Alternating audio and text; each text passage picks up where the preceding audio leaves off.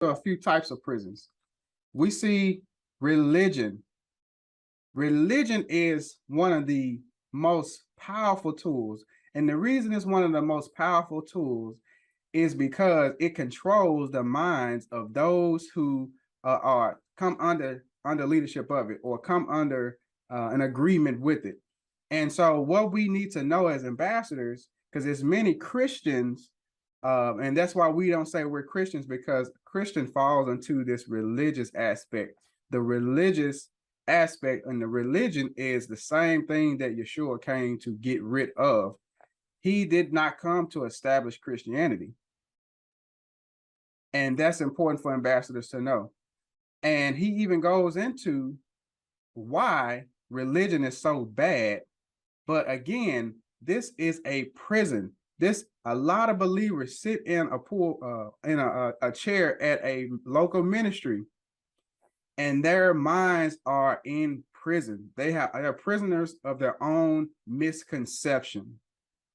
They sit there and think that the substance that they're getting is coming from the Father when it's coming from a tainted source, and the foundation of it is rooted in error. Therefore, the doctrine, the teachable substance that comes out of it and that you downloaded to your belief system is now tainted. And so when you try to apply laws that were established by the Father, he can't bless a mess.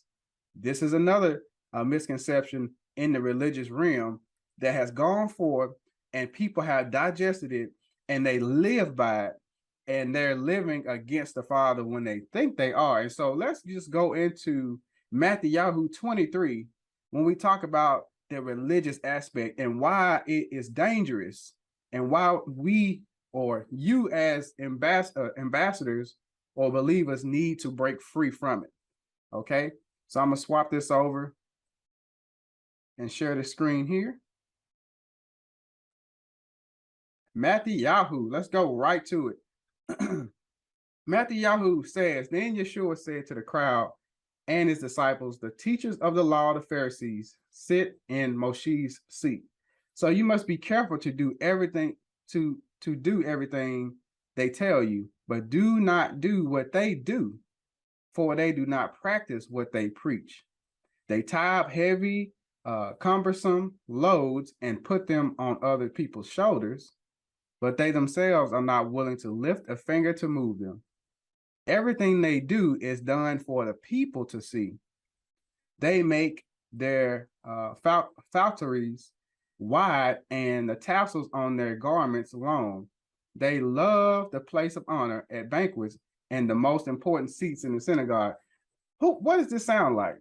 We have many pulpits and stages that are being built in ministries that was not founded by the Father, and people are more so they're more so inviting themselves into another school of thought. I just want to put that out there. And they love to be greeted with respect in the marketplaces and to be called rabbis. They love the titles. They love the titles, but not the action that comes with that position that they're standing in, and how it is a high accountability in those positions. But you are not to be called rabbi, for you have one teacher. So we'll go down to verse 13. So woe to you, teachers of the law, Pharisees, you hypocrites, you hypocrites. You shut the door of the kingdom of heaven in people's faces. You yourselves do not enter, nor will you let those enter who are trying to. Woe to you, teachers of the law, Pharisees, you hypocrites. You travel over the land and sea to win a single convert.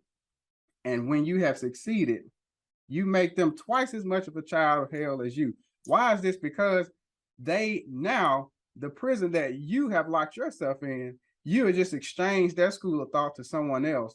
And by way of them thinking they're free, and we're going to go to some of this in just a minute, but by way of them being free from one prison, they enroll themselves into another school of thought, and they are now prisoners of their own misconception. They agree with a precept that did not come from the Father, and now becomes a misconception. All right, let's go on to 16. So woe to you, blind guides. You say if anyone swears by the temple, it means nothing. But anyone who swears by the gold of the temple is bound by that oath. You blind fools. I didn't say it. I didn't say it, but I will if I need to. Which is greater, the gold or the temple that makes the gold sacred? You also say, if anyone swears by the altar, it means nothing, but anyone who swears by the gifts on that altar is bound by that oath. You blind men, which is greater, the gift or the altar that makes the gift sacred? Therefore, anyone who swears by the altar swears by it and by everything on it. And anyone who swears by the temple swears by it and the one who dwells in it. And anyone who swears by heaven swears by Elohim, Elohim's throne, and by the one who sits on it. And then it goes on to say, you give a tenth of your spices, mint, dill, and cumin, but you have neglected the more important matters of the law, justice, mercy, and faithfulness. You should have practiced the latter without neglecting the former. You blind guys, you strain out a gnat, but swallow a camel.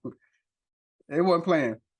And it goes on to talk about even more, but the root of it is that it's rooted in hypocrisy.